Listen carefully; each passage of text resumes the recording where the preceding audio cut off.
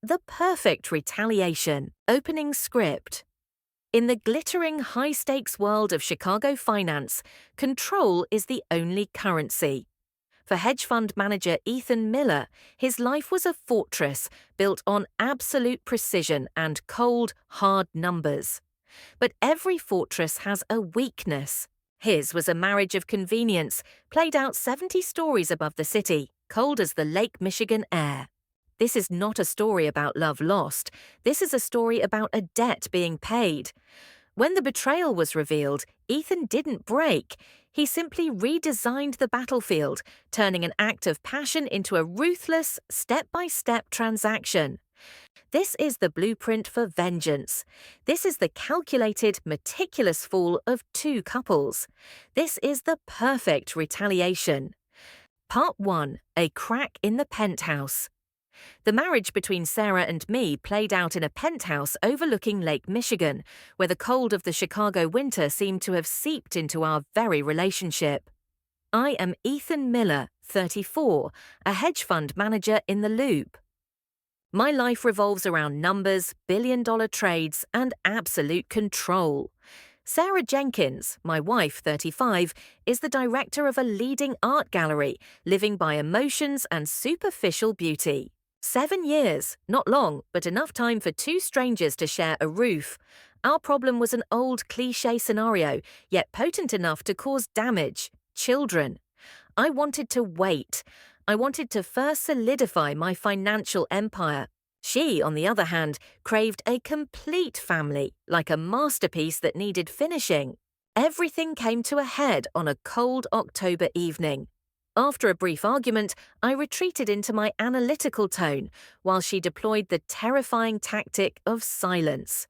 She sat on the Italian leather sofa, glued to the TV screen, but I knew her mind was a million miles away from me. I retreated to my study to cool off, which was really just calculating the financial impact of a divorce. When I emerged, the sight that met my eyes was Sarah frantically scrolling on her phone, her fingers wanting to tear the screen apart. Who was she sharing her soul with? The thought struck me like a dagger aimed straight at the ego of a man who always believed he held all the cards. The opportunity came when Sarah got up to get water from the kitchen. 30 seconds. I, Ethan Miller, a man who manages hundreds of millions of dollars daily, was now sneaking around like a petty thief. My heart pounded. I picked up her phone. Scrolling through harmless chats with friends, I almost sighed in relief. Then I decided to open the messages with Sarah's best friend, and my world collapsed. I read her final message. I'm so tired. It's getting harder and harder not to think about leaving Ethan and going to Mark, especially since we both truly want a complete family. Mark. That name, sharp as Chicago ice, pierced my heart. Wanted a complete family with another man. Stunned, I had to brace myself against the glass table. I returned the phone to its original spot just a moment before Sarah walked out. She glanced at me, completely oblivious that I had just read the obituary for our marriage. That night, I did not sleep. I was no longer a deceived husband. I was an architect of vengeance. Part 2. Gathering evidence and the second victim.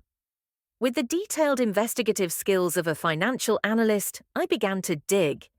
Mark Olson was an art consultant, a frequent visitor to Sarah's gallery, a smooth-talking guy, but with the look of a self-satisfied predator. I used social media and public data sources in my search. Soon enough, I found what I needed. Mark was married. His wife, Grace Walker, was a charming woman, a prominent philanthropist in Chicago, constantly appearing at social events. I had the evidence. I had a second victim. My hatred multiplied. These two betrayers were not only destroying my life, but were also deceiving another woman. A woman trying to piece together fragments of her own life to maintain an image of perfection. I decided to contact Grace. I typed each word carefully, as if drafting a market-changing transaction email. To Ms. Grace Walker, I apologize for this abrupt message. I am Ethan Miller, and I have sensitive but extremely important information regarding your husband, Mark Olson, and my wife, Sarah Jenkins. I believe you should know the truth.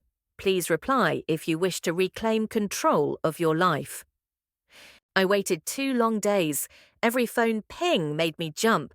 Finally, a message arrived. I apologize, Mr. Miller. Everything should be handled via text. I don't have time for mysterious meetings.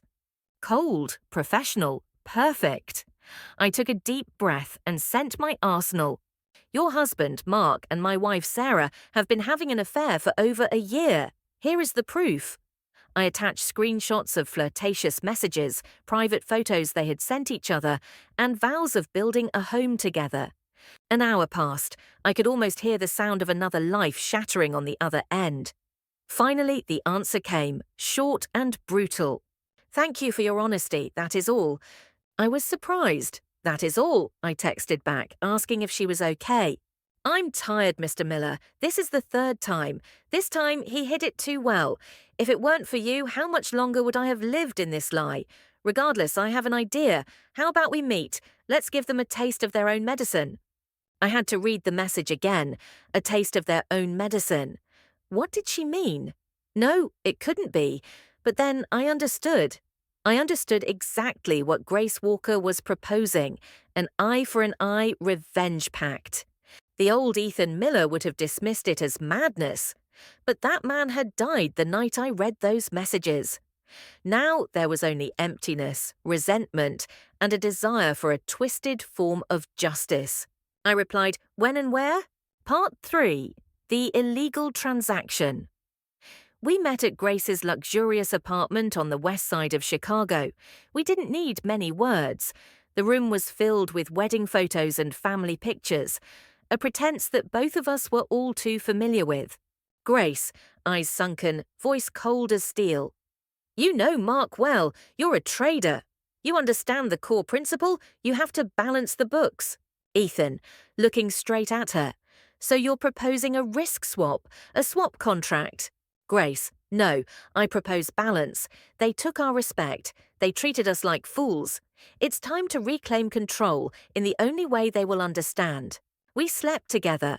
There was no romance, no love, only 2 broken souls finding each other in a transaction of revenge. For me, it was a mental release. It was the only analgesic that helped me endure living with Sarah, who was still performing her perfect charade. While they were sneaking behind our backs, we too were openly, at least to each other, betraying them. Every time Sarah lied about meeting a client, I knew where she was, and I too had somewhere to go. This relationship was a tool, a weapon I needed to await the final curtain of the play. Part 4. The Architect of Ruin. After gathering enough evidence and working with my top lawyer, I decided to deliver the final blow. I didn't just want to file for divorce. I wanted her collapse to occur before the entire Chicago art community. I hired a professional process service. Exactly at 5 p.m. on a Friday, just before the opening of Sarah's most important solo exhibition, a uniformed man walked into the gallery, loudly called out Sarah Jenkins's name, and solemnly handed her the divorce papers. That evening, Sarah returned home. Our penthouse became a battlefield. Sarah, throwing her Hermes bag onto the floor, shouting, "What the hell are you doing, Ethan? You served me papers right before the exhibition. Are you insane?" I sat there, calmly sipping my Earl Grey tea, unmoving. Ethan, voice cold, steady. "Are you done shouting, Sarah? Good, because I know everything. About you and Mark Olson, about you wanting to leave me to have a complete family with him." Her face went pale. The arrogance vanished. "Ethan, I have enough evidence, Sarah. Text messages, screenshots, vows that insulted our marriage.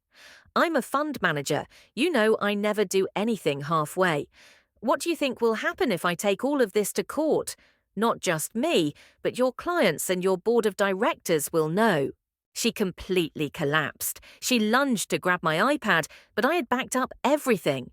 Realizing she had nothing left to lose, Sarah fell to the floor, grasping my legs, sobbing and pleading. Sarah, "No, please, Ethan. It was just a mistake. I still love you. I beg you, don't destroy my career." Ethan, pushing her away, standing up. "A poor performance, Sarah. The show is over. Your life is collapsing, and I am the architect of that collapse." I walked out the door. The feeling wasn't one of supreme joy, but relief, like a huge risk transaction had finally been closed. Part V. The books are balanced. I won the divorce battle. I kept the expensive penthouse, but the final debt, the debt owed to Mark Olson, was still unpaid. A few weeks later, Grace texted. She had also filed for divorce. She had moved out. It was time for the final blow. I arranged to meet Sarah at a luxurious cafe on the Gold Coast. She seemed surprised and hopeful. I gave her no such chance. Ethan, gently stirring his coffee, looking straight into Sarah's eyes. I called you out here for one reason only. Sarah, stammering. What is it, Ethan? Ethan. After I found out about you and Mark, I decided to repay both of you in exactly the same currency you used against me. Before our divorce was finalized, I slept with Mark's wife many times. Sarah's mouth dropped open. Her eyes widened, shifting from confusion to horror. Sarah, stuttering. You're lying. You don't even know his wife. Ethan, a cold, humorless smile. Her name is Grace Walker. She lives in a penthouse near Lincoln Park. Do I need to read you the exact address? She's beautiful, and she was betrayed just like me. Sarah's hand, holding her water glass, began to tremble uncontrollably.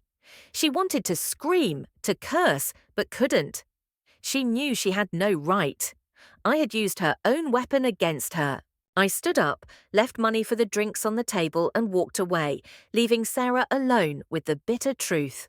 The play was not over. The final character remained. The next day, I drove my Mercedes-Benz to the underground parking garage of Mark Olson's office building. I waited patiently. At quitting time, I saw him step out of his luxury Porsche, looking self-satisfied. I got out of my car. Mark saw me, looked confused, then realized. He took a step back, ready for a fight. Ethan, holding up a hand, his voice eerily calm. No need to be tense, Mark. I didn't come here to fight. I'm not even angry at you. I extended my hand, as if offering peace. Mark Olson, the self-satisfied art consultant, hesitated, then reached out his hand. The instant our hands were about to touch, I pulled mine back, leaned close to his ear, and whispered just loud enough for him to hear. I really mean it. I'm not angry at you at all, because I slept with your wife too, many times, exactly the way you slept with mine. Mark's hand froze mid-air. His eyes widened. From surprise, it shifted to shock, and finally to utter, complete rage. He was utterly disarmed. He couldn't hit me because he knew I spoke the truth. He could do nothing but stand there and absorb the blow. After about 10 seconds of paralyzed silence, he could only let out a guttural curse, then turned and walked away dejectedly. I knew tonight Mark would return to an empty house. Grace had moved out that very afternoon. I got back into my car, feeling a strange lightness. All accounts were settled. Every debt had been paid in full. My deceitful marriage was truly over, and I had regained control. Life lesson. The story. The Perfect Retaliation delivers a profound and harsh lesson about the nature of betrayal and the cost of revenge. The most perfect retaliation is not ruin, but a cold balance within your own system of justice. Explanation: the value of self-respect. When betrayal occurs, the most severely damaged element is not love, but self-respect, and the feeling of control over one's life. Ethan did not seek love, he sought power and balance. The lesson: after collapsing, focus on reclaiming personal control and re-establishing self-worth, rather than seeking forgiveness from the betrayer. The just debt, revenge enacted as an eye for an eye or balancing the books in the story, is an unethical act, but it brings spiritual balance to the main character. The lesson: revenge only truly ends when the injured person feels the debt has been paid in full, even if by a twisted standard. However, true happiness only comes when he feels relief, freedom, not supreme joy, gloating. Marriage as a transaction of trust. When trust is broken, marriage becomes a risk transaction. Ethan's actions show that when social rules, mistrust, morality collapse, people will create their own ruthless set of rules to survive. The lesson: human endurance has its limits, but once those limits are reached, the response can be calculated and cold-blooded, surpassing all emotion. Choose your partner carefully, for when trust shatters, you must face the most ruthless version of the person who once loved you. Closing script: the debt was settled, the books were balanced, every betrayal repaid in kind. Standing alone on his balcony as the cold dawn broke over the city, Ethan Miller had achieved his perfect victory. But the triumph brought no euphoria, only a profound, isolating silence. He had regained his control, he had authored their destruction, yet the silence was heavy with a new kind of emptiness. The price of becoming the architect of ruin was the final piece of his own soul. He had proven the harshest truth: the most perfect retaliation is not ruin, but a cold balance within your own system of justice. And sometimes, winning the war only means you are the last one left standing on an empty battlefield.